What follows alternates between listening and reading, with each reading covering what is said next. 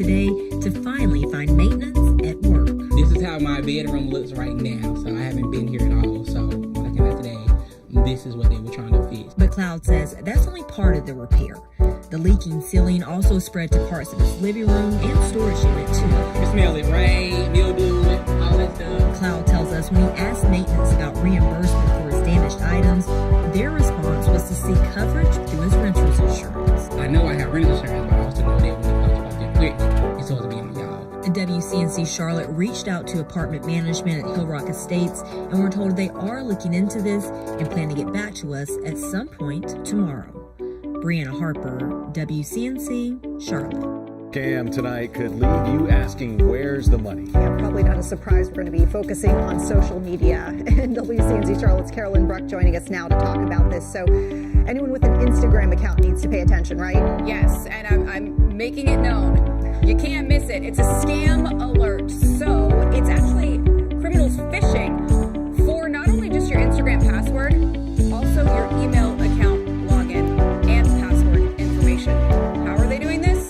So you'll get an email and it looks super professional. It looks like it's from Instagram and it's claiming to be from Instagram, stating that in 24 hours time your account will be deleted for violating copyright laws. So you think, if it's a mistake, well, don't you worry, because if it's a mistake, there's a link for you to click that will have you verifying your account by entering your username and password. Not only that, once you're there, a pop-up will appear, and then it makes you also verify your email account with your username and password in order to not have your Instagram account deleted. You know, but don't fall for it. So we are telling you, this is not real. Even though it looks real, it is not. So how do you spot a phishing scam? I'm going to tell you. Number one, look at the links. So suspicious links, that's the telltale sign of an email scam. They're going to want you to click on that link. Don't click on it. You're going to hover over the link. And when you do that with your mouse, it'll tell you where that link leads. And make sure the from address, that's another dead giveaway. It's actually from the company it's saying it's from, because it usually isn't if it's, a scam. Research, then react. So don't react right away. You want to log into the account in question. In this case, it would be Instagram, and see if you got any official alerts in the app. If you didn't, it's a good sign that it's not legit. Call the company to confirm the issue. You can always pick up the phone to do that. And then once you're there, ask the company how it contacts its users or customers if issues arise. Do they text you? Do they email you? Maybe they call you. So when you know those things, you're less likely to react. Do not panic. This is the most important part. Here's the thing. The whole 24 hours to react to this, that is what they're banking on. They want to put the intimidation tactics and the pressure, because criminals create that kind of urgency so it causes your judgment. So you do things that you normally wouldn't do, like giving away your password and all your information. Legit businesses, always remember this, they will not require this very unrealistic timeline, like a 24-hour timeline for you to take action. Legitimate businesses won't do that. They're going to work with you, give you enough time, those kinds of things. All of these things are very important if you want to spot a phishing scam. So just always be suspicious and skeptical. That's for sure. Never in the history of a social media account have they ever legitimately emailed you and asked you for a password. Never. Ever. Ever. Carolyn, thank you. Connect the dots. WCNC Charlotte. The news can be really complicated and confusing. So if we can help connect the dots of some of the biggest issues and policies and debates of the day. President Joe Biden announced the United States will ban all Russian oil imports in retaliation for Russia's invasion of Ukraine. But he also acknowledged that the ban would bring additional costs to Americans, particularly at the gas pump. Gas prices are already soaring across the country, leading some on social media to claim changing your tire pressure would help increase mileage and reduce costs. So let's verify. Can properly inflating your tires help improve your gas mileage? Our sources are the U.S. Department of Energy, the National Highway Traffic Safety Administration, and Sean Huff, staff researcher at Oak Ridge National Laboratory. According to the DOE, the correct PSI, or pounds per square inch of tire pressure, can boost your gas mileage up to 3%. With the current price of gas across the country, that's the equivalent of saving more than 10 cents per gallon of gas. The National Highway Traffic Safety Administration also said properly inflating your tires can save you money, but only 19% of drivers actually do so. Properly inflating the tires is a way to minimize the amount of it takes to push the vehicle down the road. So as the tire pressure goes down below the optimum pressure, it basically, the tire deforms or flattens. And as the tire flattens, then it's more difficult for the tire to roll on the pavement. And then that, of course, requires more energy to move the vehicle down the road. So we can verify, yes, properly inflated tires can improve your car's fuel economy. To find your car's correct PSI, you'll need to check the sticker inside the driver's side door. With your Verify, I'm Brandon Lewis. After a teenager's long battle with COVID, a Rock Hill Chipotle giving him a surprise that he will never forget. While he was in the hospital in Charlotte, Preston Dove wasn't able to eat for a while, unfortunately, but when he started feeling better, Chipotle was at the top of his go-to restaurants, and burritos became a favorite during his recovery. So the store in Rock Hill decided to give Preston free burritos for a year, plus free entree cards to share with the healthcare heroes who helped him get better. That's great. I love that. And good morning. It is a Thursday. It's St. Patrick's Day. A little bit of patchy fog in some spots. Take a look at Rock Hill, South Carolina. Not a lot of fog there. You may find some of the outlying areas, but be aware that in the Charlotte area, we have less than 2 mile visibility. That's at Douglas International Airport. 2 mile visibility, Gastonia, 2.5 at Rock Hill. Rest of the area, no problem. So you get to Morgan over at Burke County, 1 mile visibility. So must be a little bit of patchy fog on this one. 55 is our current temperature here. Maybe a little drizzle in some spots. Our winds about 9 miles an hour from the northwest here on this Thursday morning. A mile 57 at Rockingham, 53 up in Iredell County at Statesville, Rock Hill 54 and 47 in the Boone area. Here it is, St. Patrick's Day forecast showing temperatures in the mid-50s at 6 a.m. We take about 10 this morning, upper 50s. And for the afternoon, we'll actually see some sunshine today with temperatures into the low 70s. So a nice warm-up as we head into the afternoon. Scanning the skies, only thing on the radar showed up just a little pocket of very, very light rainfall around Concord, more or less drizzle over there. But once you get over towards areas just to the east of Albemarle, a bit heavier precipitation around Seagrove, Candor, and along Highway 73 there. That's where some of the heavier rainfall is. That's all moving away from us, certainly no threat. And then some very, very light rain in the Greenville area there in the upstate of South Carolina. Then the showers moved through last night.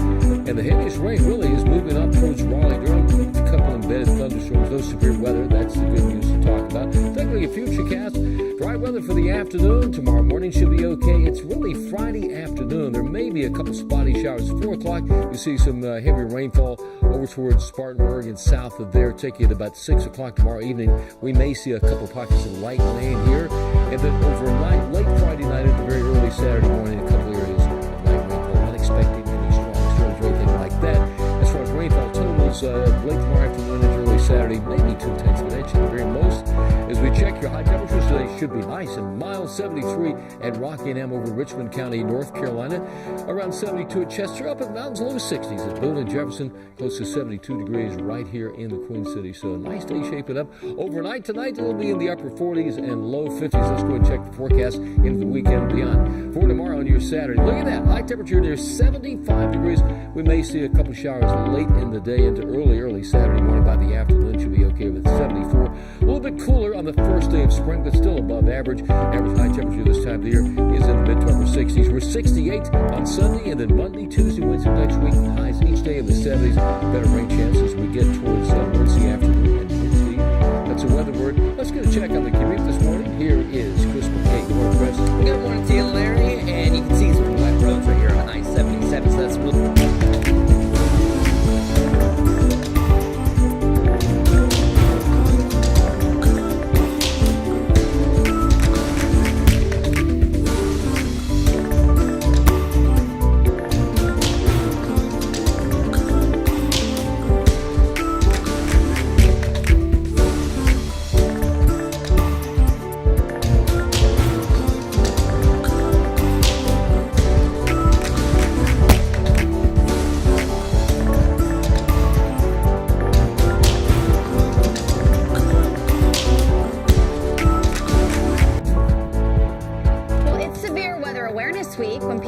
severe weather, often the first thought is maybe tornadoes. Well, our meteorologist Brittany Van Voorhees is showing you why straight line winds is a term to pay closer attention to.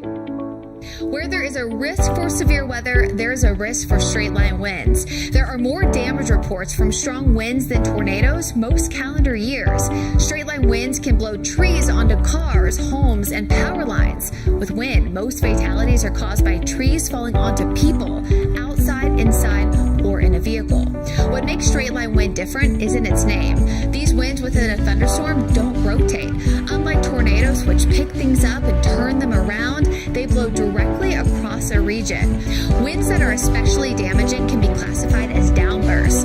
A downburst is created by an area of rain-cooled air that sinks rapidly to the surface. As the air hits the ground, it is forced to spread out at a speed up to 150 miles per hour. A microburst is a downburst with a diameter of 2.5 miles or less, while a macroburst is much larger. These insane wind events can destroy entire buildings and are hard to predict. This makes them a nightmare for airlines. You've heard when thunder roars move indoors, but when damaging wind or large hail threaten the Carolinas, the National Weather Service will issue a severe thunderstorm warning. This means wind gusts are 58 miles per hour or higher. Severe thunderstorms account for 90% of wind damage in the Carolinas. Residents are advised to treat these just like a tornado warning.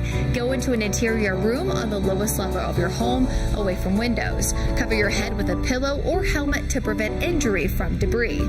Tornado or wind damage, Mother Nature's destruction can take only seconds. For WCNC Charlotte, I'm meteorologist Brittany Van Voorhees. And you can learn how to observe and report severe weather in your neighborhood. You can join Chief Meteorologist Brad Panovich and the National Weather Service for a free online class this Monday at 7. Everyone is welcome. Scan the QR code or visit WCNC.com to register. Welcome back to Flash Point. Joining us now, CMS teacher and advocate as well, Justin Parmenter. Justin, thanks for coming on. We appreciate it. Thank you. It's great to be here. You've said recently that a lot of CMS teachers, at least the ones you've spoken to, the ones who are part of the Educators Association, don't want this mask mandate lifted at this point. That's accurate. Yeah, the polling that we've done of our members shows a large majority of people don't feel this is the right time to make masks optional in our schools. And I struggle because on this show for the last 2 years, I have gotten criticized from people on both sides of the aisle because being a novice in such topics as public health, I have deferred to public health people, whether it's Anthony Fauci or whether it's Tim Harris or Washington here locally. And if they are now saying, as our current health director said, hey, I think it's okay now to lift some of these mask mandates, not only broadly across the community, but also in schools, I, as the host of Flashpoint, have trouble arguing with him because I have deferred to these people the entire time, no matter who's been criticizing them. So why, if they're saying this at this point, why is this not the time? Well, I mean, it's a great question. And, I can't speak for anyone else but myself. I will say that I think part of the issue with people's comfort level is just how much and how rapidly the guidance is changing. And, obviously I'm an English teacher. I also have to defer to people with backgrounds in epidemiology and follow the best guidance. If you think about the fact that just a month ago, we were at one of the worst points in this pandemic with news reports coming out about how, these cloth masks are useless. We all need N95s. The hospitals are all full. Like the spike of people becoming infected with COVID was terrifying. And in our classrooms, we were seeing huge chunks of our populations of students who were getting infected, a lot of staff infected. This is just a month ago. So to go from that point to now saying, okay, everybody, it's time to get back to normal. Let's all take our masks off without some trepidation on the part of staff members who are surrounded by hundreds of people every single day. I don't think it's realistic to expect people to shift their feelings that rapidly.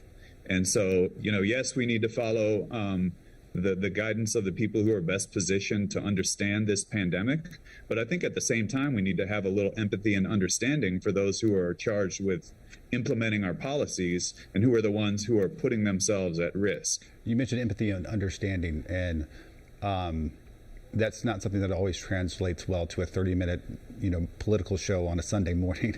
But it does strike me that we have been missing the last couple of years, especially in this mass debate at schools, a good faith effort from some sides, not all sides.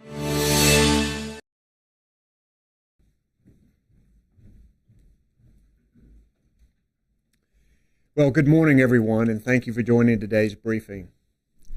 Over the past 2 years, North Carolina and the rest of the world has been through a lot. Personally, I expected many challenges as governor, but a global pandemic was not one of them. But I knew it was my job to lead, and I've done that to the best of my ability. Today, we can look forward with the belief that the worst is behind us. And as we look ahead, it's important to take stock of how far we've come. 2 years ago, the world stopped because of an extraordinarily contagious virus we knew little about. But as COVID-19 evolved, so too did our understanding of how to combat it. When this virus first reached North Carolina, we, like the rest of the world, faced daunting challenges. Remember, at the beginning, our country was short of the most basic tools. Personal protective equipment like masks and gowns were not widely available, even for the healthcare workers who were treating COVID patients, much less for the rest of us. Testing supplies for this new virus were just being created and produced, and they were in short supply. There was no vaccine and no effective treatment or cure. The sick flooded our hospitals, and doctors faced impossible treatment choices. In total, more than 23,000 North Carolinians lost their lives to this cruel virus, and their families still hurt today. Remembering the spring of 2020 and the following months evokes strong memories that are difficult and often painful to recall. But it's important for us to remember how we came together, took strong action, protected people's health, and worked to prevent our hospitals from being overwhelmed. We focused not only on saving lives, but livelihoods. During the pandemic, North Carolina was shown to be among the lowest states in both death and job loss per capita. We made the right choices. We got our children back in school. We kept our economy going. We saved lives. And now we turn the page on the pandemic, knowing that we have the tools for people and businesses to make the right choices for themselves. It's been almost a year since we ended the statewide mask mandate and capacity limits for businesses. Students and teachers have been in the classrooms all year, and masks are optional. And we have steadily increased the number of vaccinated and boosted North Carolinians, which is still critical for people to do to protect themselves from a virus that is still here. Over the last 2 years, we've written a history of hardship and resilience, setbacks and successes. But now we enter the next phase, one of individual responsibility, preparedness, and prosperity. It's time to chart the new course. This virus will still be with us, but it won't disrupt us. We must remain prepared for the potential of future surges, though, and this will mean some specific changes in the way we move forward from here. So I'd first like to ask Kody Kinsley, our Secretary of the Department of Health and Human Services, to come to the podium and share more about North Carolina and how we will lead with resilience going forward. Secretary Kinsley. Thank you. As the governor said, we have worked hard to get to this moment. We are now prepared in ways that we could not have been 2 years ago. Most importantly, we have high levels of immunity among individuals, in major part due to the 75% of adults that have gotten at least one shot. We are also prepared with treatments, testing, and a robust supply of other tools. While COVID is now a threat we can manage, it has not disappeared.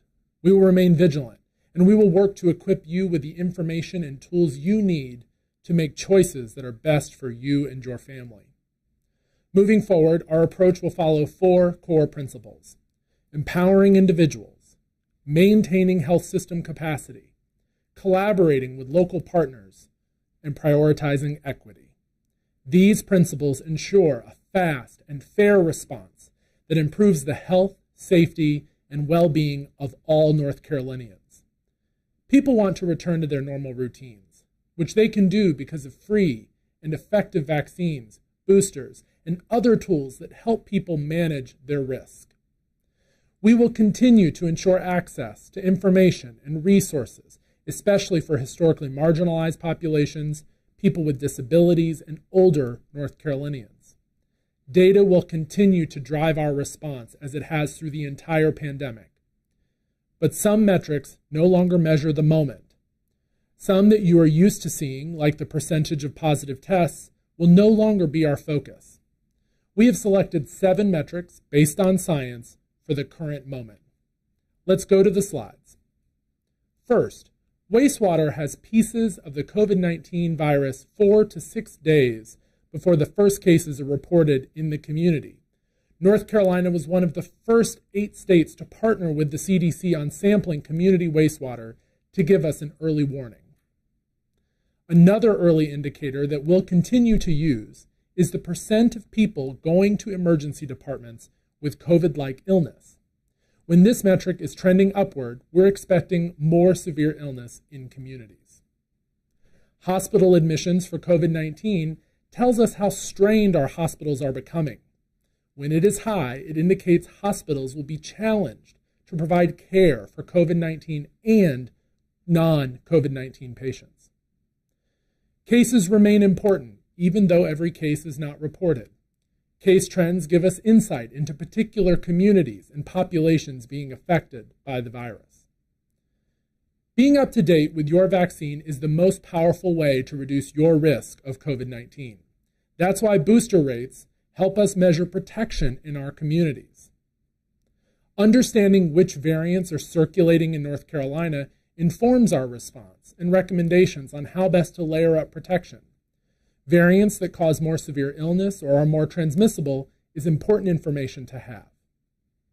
Finally, the CDC's community-level metric combines a number of these metrics above to give a low, medium, or high level of risk specific to your county. Beginning on March 23rd, the summary page of the COVID-19 dashboard will feature these 7 metrics.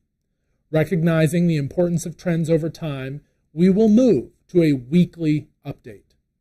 These metrics, along with your personal situation, can help inform your choices to protect yourself and your family. And they'll help us stay prepared as a state. Looking ahead, we will see periods of increased spread. You can stay prepared by keeping up to date with your vaccine, and we'll maintain a strong supply of treatments, testing, and PPE. North Carolinians have demonstrated incredible strength over the last 2 years, and we will recover stronger together. We've learned important lessons through this pandemic that we'll use to invest in our behavioral health and resilience, to focus on child and family well-being, and to build a strong and inclusive workforce to align with Secretary Sanders' efforts. I look forward to working with each of you to make a stronger recovery a reality. But finally, it's not too late to vaccinate. Visit myspot.nc.gov for more information. Governor Cooper. Thank you, Secretary Kinsley. I appreciate all of the hard work that the North Carolina Department of Health and Human Services team has put into this planning and all of their tireless efforts alongside so many partners throughout this entire pandemic. As North Carolina navigated the health challenge, we never took our eye off of economic development. And through it all, we've continued to bring record-breaking numbers of job announcements. During this pandemic, we've learned lessons and gained efficiencies that we can take into the future. We know the pandemic has changed how we live, So we've adapted to ensure that we can continue to rise to the top when it comes to opportunities for better paying jobs.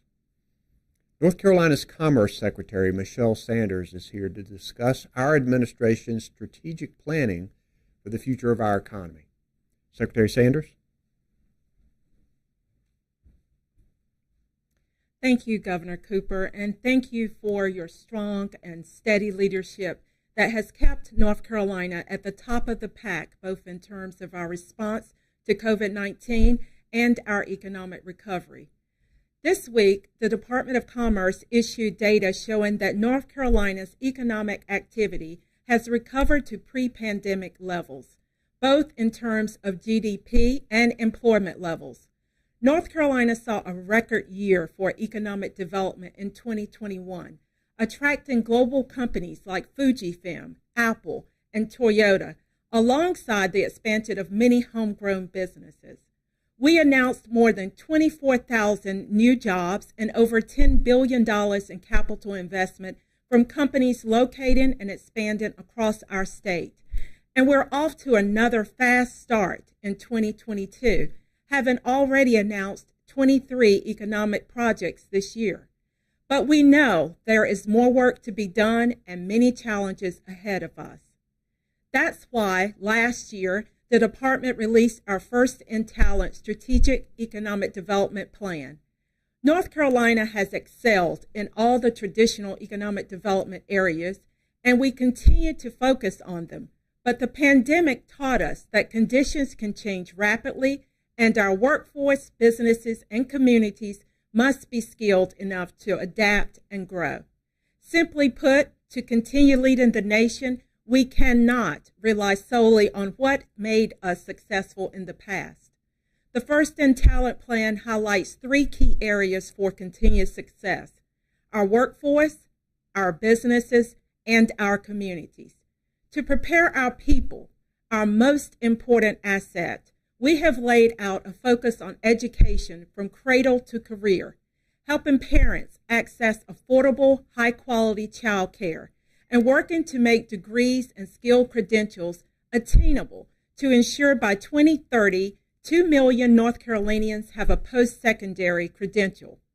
For businesses, the plan highlights ways to boost small business recovery and wage growth, and invest in key sectors that provide critical technologies and products.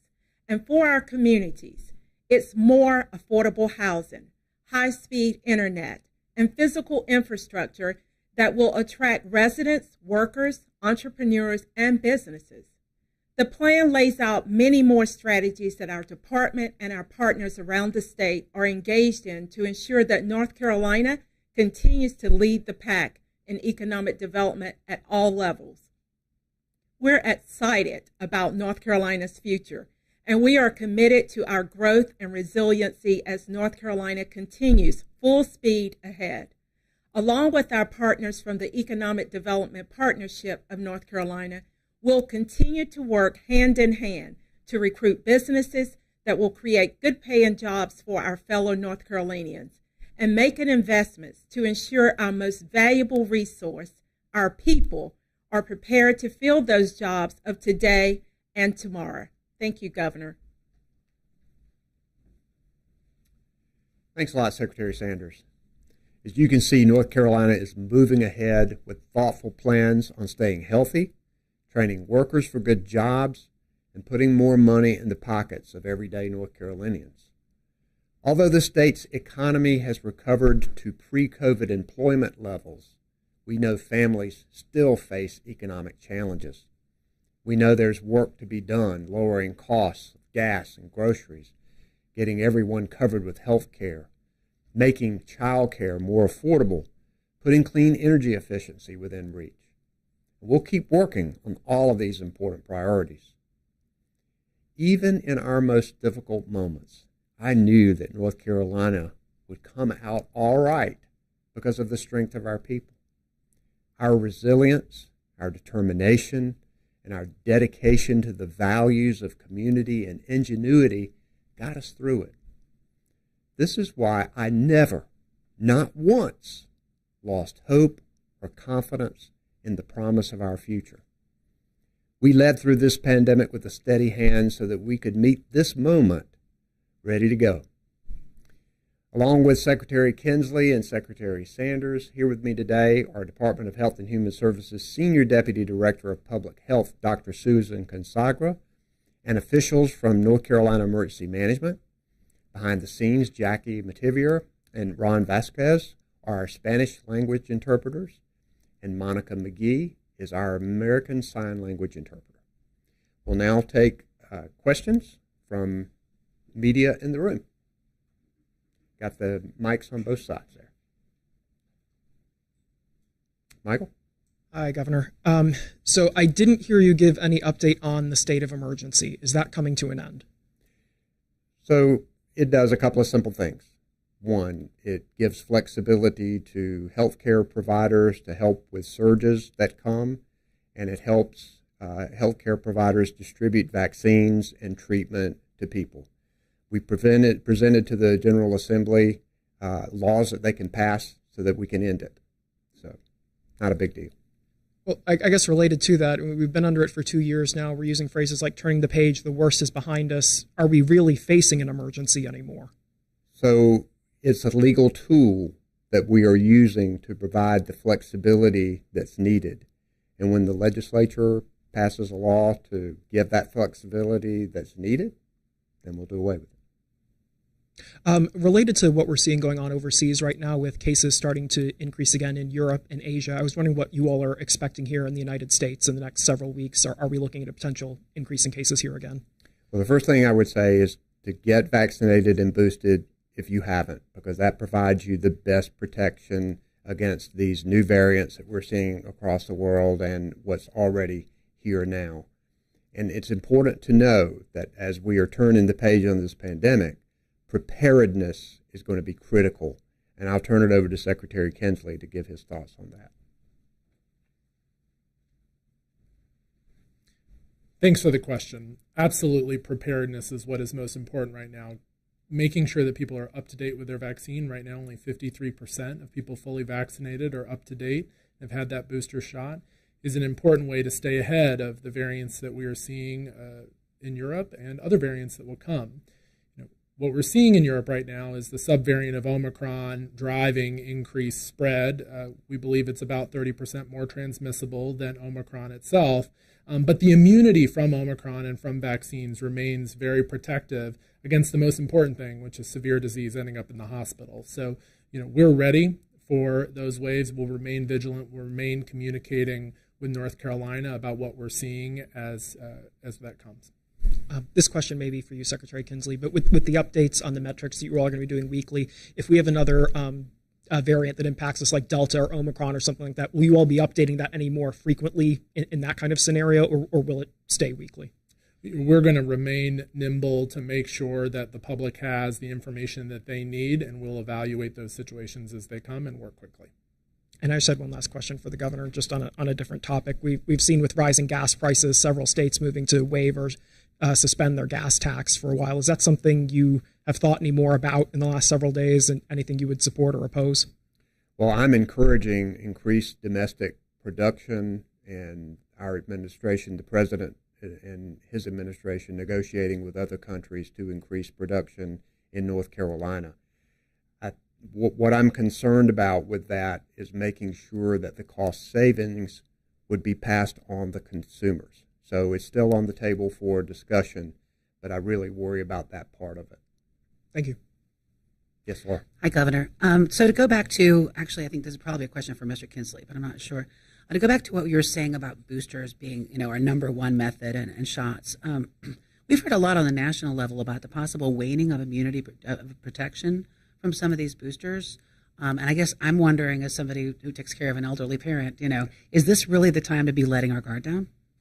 So, number one, we are making sure that we increase our protection and increase our guard by continuing to push for vaccines and boosters. This is an important part of the personal responsibility that we're talking about, and businesses encouraging their employees to get vaccinated and boosted. But I'll let Secretary Kinsley address that.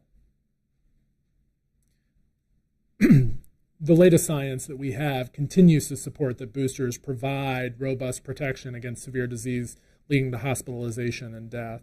We are watching that closely. The CDC continues to measure every month as we get further out from where boosters began, the understanding of that protection.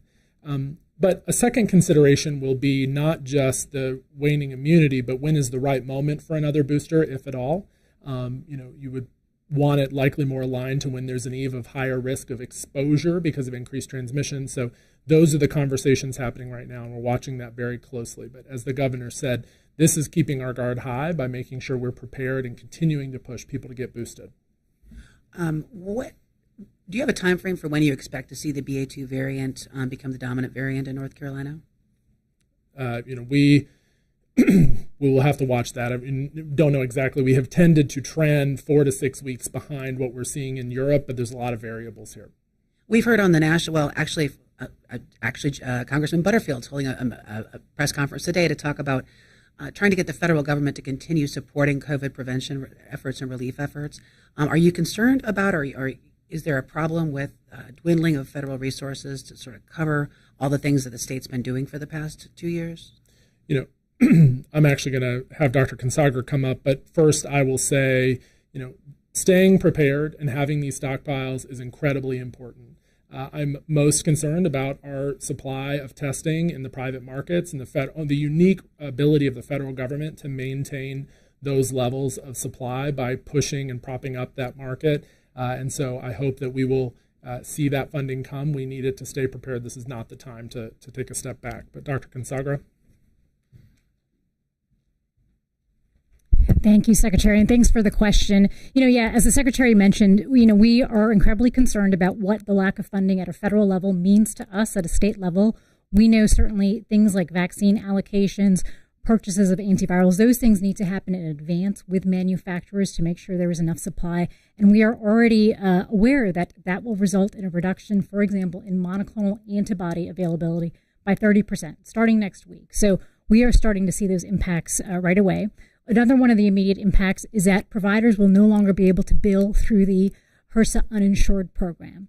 And so there again, providers across the state have used this program to provide care for those that have needed it and that have been uninsured. Hundreds of millions of dollars have gone into North Carolina providers to provide this care.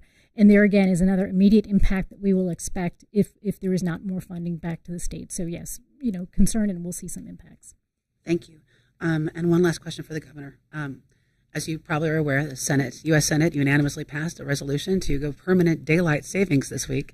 We've had some talk about that in our state as well. What's your take on that? I probably would just rather go back to standard time and stay there.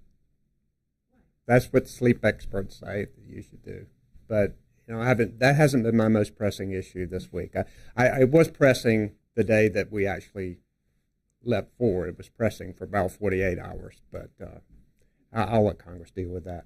And I want to say on the federal funding, it is crucial. If we've learned any lessons, is that we have to be prepared. And the way to keep this virus at bay is to be ready for it. And I was on a call with the White House and other governors across the country the other day. I made this point. Federal investment keeps the production of tests and treatments high, which is what we want. We've seen how fast a surge can come, so we have to be ready. And already they've talked about, because Congress failed to pass the additional funding in this last legislation, we've already seen a 30% reduction in monoclonal antibody treatment that we received from the federal government. Now, we can manage that now because things are low, but that's the kind of thing that we really can't afford. So you're going to see us continue to push for federal funding because it's part of being ready. Yes. Hi, Governor. So many people across the state got their boosters roughly about 6 months ago. And by that 6-month rule, a lot of people would be eligible for another booster kind of in the springtime. Is there any plan to make a fourth vaccine available to this population? So I know that we're working closely with the CDC and they are monitoring all of this, but I'm going to let Secretary Kinsley to address that issue. And I'll have Dr. Kinsley come back up as well, but just to emphasize that right now, there is not guidance from the CDC for a fourth shot. We remain that after your booster, you are up to date with your vaccine. So getting that shot is what you need.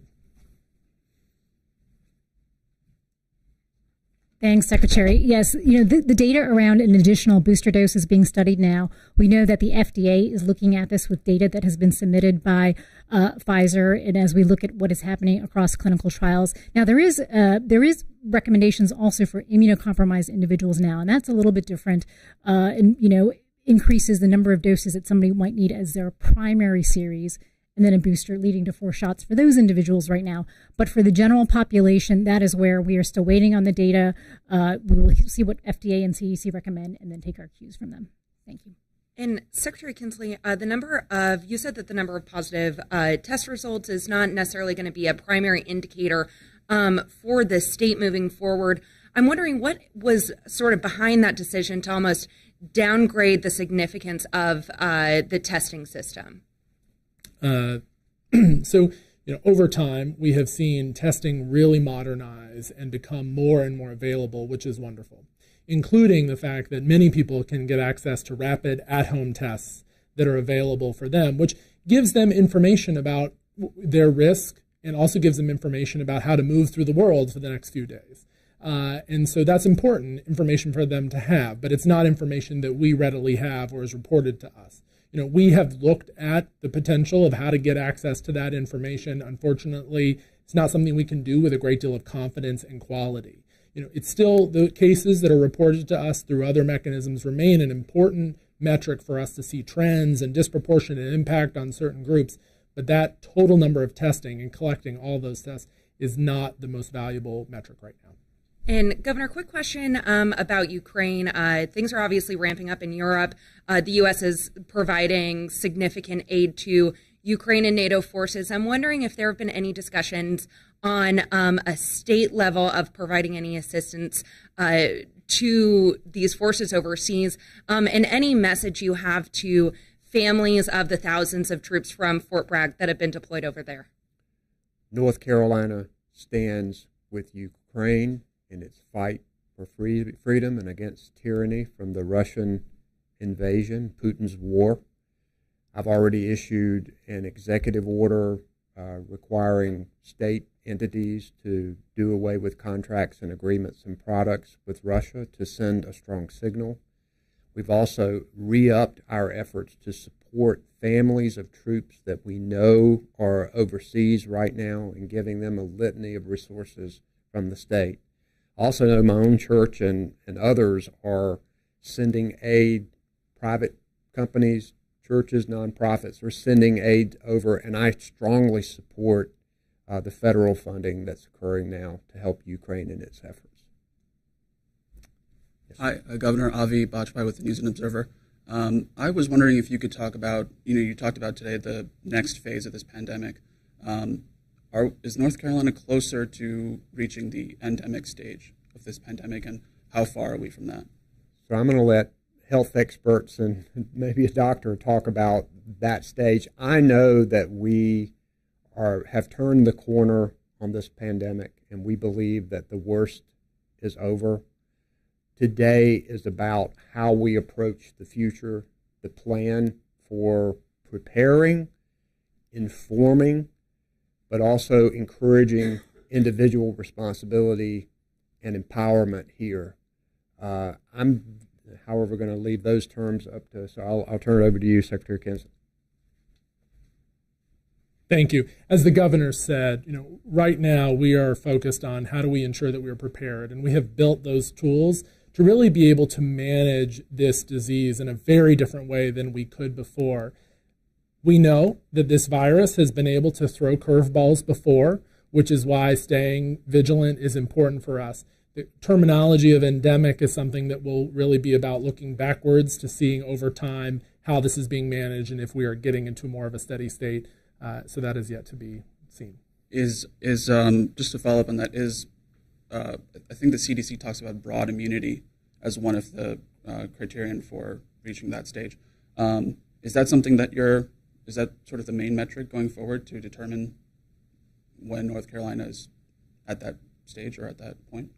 Broad immunity, as we have outlined, is a key factor in being prepared. And we know from data and sampling of blood donations that 94.3% of North Carolinians have some level of immunity to this virus. But it's important to remember that variants, as they shift, can evade immunity. And can make that immunity not provide the same protection as it would for other variants, which is why it's not an only metric, and there isn't one metric. We have to look at all of these things in concert. Okay. Thank you. Thank you. Okay, we'll now go to the phones for any media questions there. Our first question is from Richard Cleaver with the Winston-Salem Journal. Yes, Governor Cooper, Secretary Kinsley. I also want to ask a question about if there's any concerns about the low vaccination rate among K through 12 students, especially considering most school districts have gone to the mask optional status. We are encouraging vaccines for everyone who is eligible, including children, and I'll turn that to Secretary Kinsley. This is so important. We know that vaccines provide the best protection against severe disease leading to hospitalization and death. And we also know that kids can and do get COVID and tragically sometimes end up in very severe situations. So getting folks vaccinated is incredibly important. But overall, we also know because of the vaccination levels in communities and in households and because of the impact of COVID-19 on children that kids and schools in particular are low-risk settings. And so that's the balance. We want to encourage parents to talk to their pediatrician, to take their child in to get vaccinated. Next question, please. Our next question is from Michael Perchek with WTVD. Good afternoon. We have schools and local universities going on spring break over the next few weeks. Some have already begun doing so. That, of course, is coinciding with an increase in cases internationally and a lot of mandates and restrictions being dropped domestically. Was there any thought process looking at the schedule to maybe delay some of these decisions or announcements until potentially early April when most students had returned? I know our local universities typically have seen some sort of spikes when they do return from either a summer break or a spring break, just from having so many students traveling and then being in tight areas with one another for prolonged periods of time. So it's been a while since we've had any state government requirements or mandates. What we've been encouraging and what we are specifically encouraging today is personal responsibility and empowerment. These students can be vaccinated and boosted to protect themselves. If some of them have particular issues that they're concerned about, they could continue to wear a mask. So we are at this point in time, because our numbers are low, we've got better metrics to try to determine where we are and how to prevent things. And we have tools that we haven't had before that will help us manage this. Secretary Kinsley, would you want to say something? Okay. Next question, please. Our final question that will conclude today's media briefing is from Claire Donnelly with WFAE.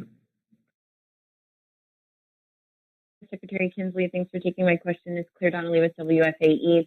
I wanted to know how exactly the data dashboard will look different, so there won't be any case counts or test positivity rate posted at all, or just a weekly look back at those numbers. Thanks. Sure, thanks for the question. And we'll be putting out more information specific to the dashboard and the makeup. Right now, what we're doing is we're updating the first page of the dashboard to align to the metrics that we just discussed. We'll be updating them weekly. For a while, we'll continue to provide daily updates on some of the more deeper pages of the dashboard that many of you may be familiar with around case rates and, of course, vaccination rates, breaking down that information demographically, geographically, etc. And so those changes will come over time. But right now, the front page of the dashboard will align to those metrics that I just spoke about. We'll be rolling those changes out next week.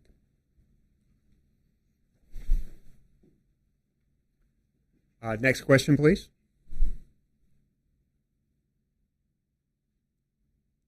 Was there a follow-up? Okay. Not a follow-up. Okay, great. Thank you all for being with us today.